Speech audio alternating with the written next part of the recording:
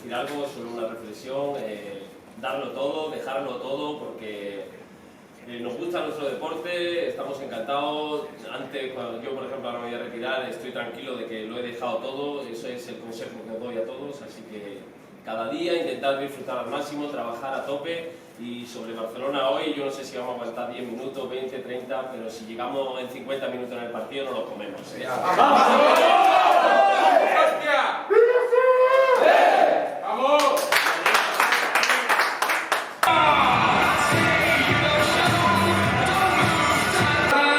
Se impuso un partido a muerte contra el Granollers. Vamos a ver.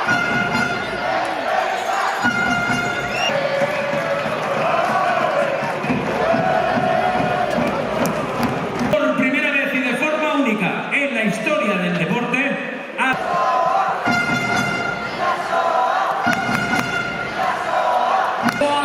José Manuel Sierra. Recordar, último partido de este grandísimo guardameta.